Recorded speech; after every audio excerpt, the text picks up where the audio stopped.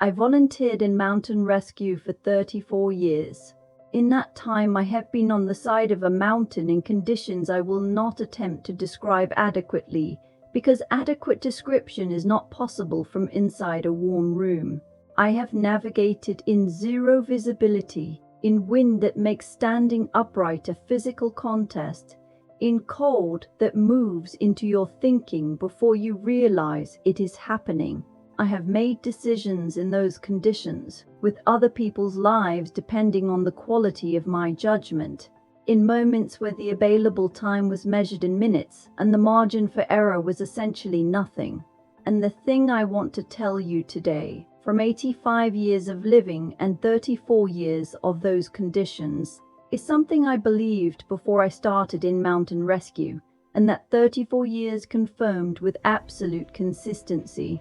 Not one single person I ever worked with was without fear. Not one. The bravest people I ever knew were also afraid. Every single time. The experienced ones were afraid in a more specific way than the newer ones, the way that expertise makes fear more precise rather than smaller. But the fear was always there, present, real. The dry mouth, the particular weight in the chest, the body's clear preference for a different situation. And yet they went, every time, into the dark, into the weather, up the mountain, toward the thing that had to be done. Because the world has taught you a lie about courage that I want to spend the next few minutes correcting. The world has told you that brave people are not afraid, that the ones who do the difficult thing feel something different from what you feel when you stand at the edge of your own difficult thing. That courage is a quality possessed by a special category of human being who is simply, biologically, less susceptible to fear than you are, who does not feel the weight in the chest, the dry mouth, the instinct to step back. That is not what I observed in 34 years. What I observed is this: brave is not the absence of fear. Brave is the decision, made clearly and consciously and in the full presence of the fear, that something matters more. That the person on the side of the mountain matters more than the discomfort of going after them. That the life you want to live matters more than the certainty of the life you already have.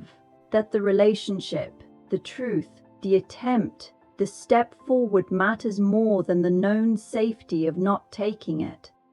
The decision that something matters more. That is all courage has ever been.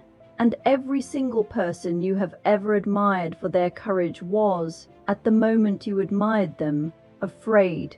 They simply decided that what they were afraid of was less important than what they were doing it for. Let me tell you about a young volunteer named Nadia. Nadia came to the rescue team in her mid-20s, referred by a friend who thought she would be a natural. She was physically capable, technically excellent in her training, and in possession of a quality of mind under pressure that the best rescue workers have. She could read a situation, assess it quickly, and identify the correct response faster than almost anyone I had worked with. But Nadia had a specific fear that almost ended her time with the team before it began.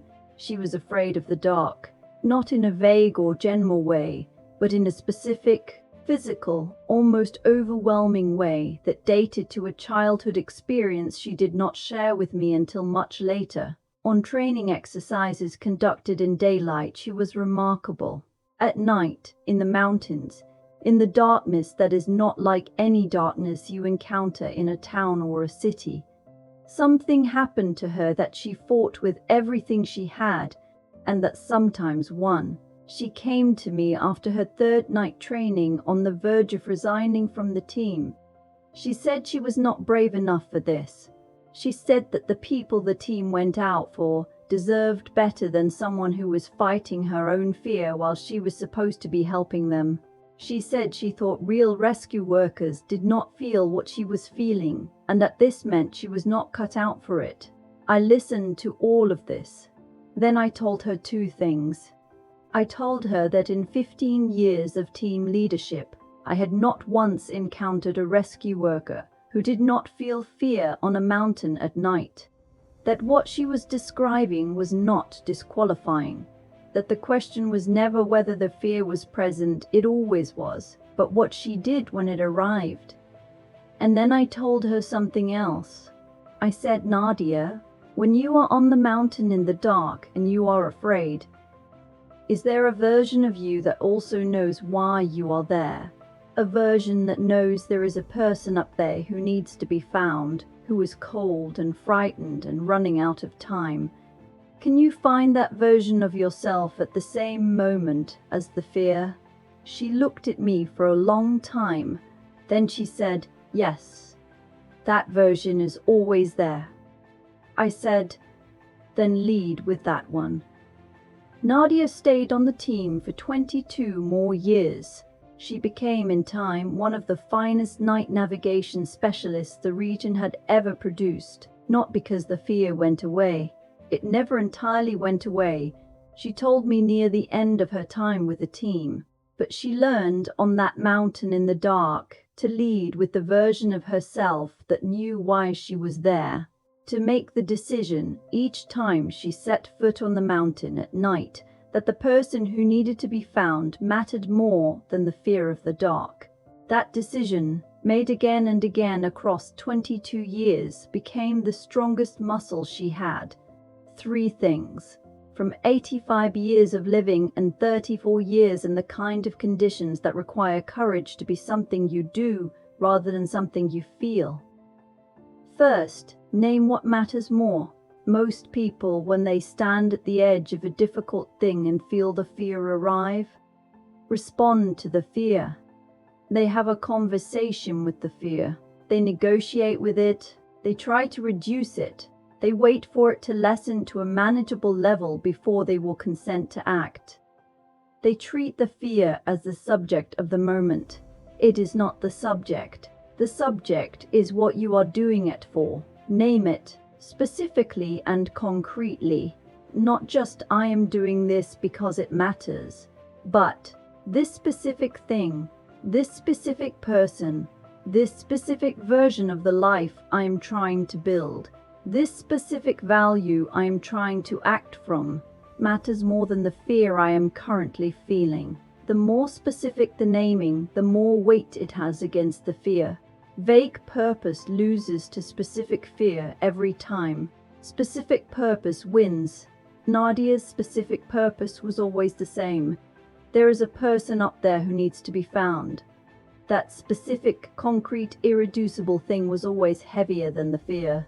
She learned to put it in the scales first, before she consulted the fear about whether she was ready. Second, make the decision before the moment arrives. This is the most practically powerful thing I know about courage, and it comes directly from 34 years of mountain rescue. We do not decide whether to go out on a call when the call comes in. The decision has already been made. Every member of the team has already, at the point of joining, made the decision that when a call comes, they go. Full stop. The call is not a moment of decision. It is a moment of action in accordance with the decision already taken. If you wait until you are standing in the full presence of your fear to decide whether you are going to act, the fear has the advantage. It is specific and immediate and physical. Your reason for acting is abstract and future. Fear wins that contest more often than it should. Make the decision in the abstract before the moment. Decide in a quiet moment when fear is not at full intensity, that when this specific situation arises, you will act. That when the conversation needs to happen, you will have it. That when the step needs to be taken, you will take it. Not because you will feel fearless in that moment. You will not. But because the decision is already made and the moment of action is not a moment for revisiting it.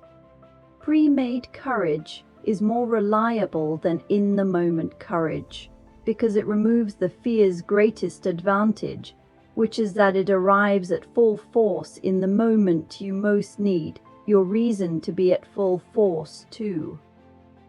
Third, the fear comes with you. This is the thing I most want you to understand, and it is the thing the world's lie about courage most obscures. When you act bravely, you do not act from a place of no fear. You act from a place of fear with something else alongside it. The fear is present. It comes with you, up the mountain, into the conversation, through the door, across the distance. And that, I promise you, from 34 years of watching human beings do brave things in conditions that made bravery necessary, is what courage actually looks like from the inside. Not the absence of fear, the presence of something stronger. The decision maintained in the body that what you are moving toward matters more than what you are moving away from. The fear does not have to go away before you begin. You do not have to feel ready. You do not have to wait for the weight in the chest to lift before you put one foot forward. Put the foot forward with the weight in the chest. That is the whole practice. That is all it has ever been. The weight comes with you. You go anyway. And every time you do, the decision becomes slightly more practiced, slightly more automatic, slightly more deeply yours. I am 85 years old. I have not been on a mountain in 6 years, which is its own small grief that I carry with the grace of someone who knows that everything has its season. But I still think about Nadia on the mountain at night, afraid and going anyway, year after year. The fear present and the purpose stronger. And I know with everything I have lived and witnessed that that is not a special category of human being. That is a human being who learned what courage actually is, and who made the decision again and again that something mattered more. You can make that decision too, not when the fear is gone. Now, with the fear present, with the weight in your chest, with the dry mouth and the instinct to step back and all the rest of it, name what matters more, make the decision before the moment, and then go. The fear will come with you. That is fine, it always does. Go anyway.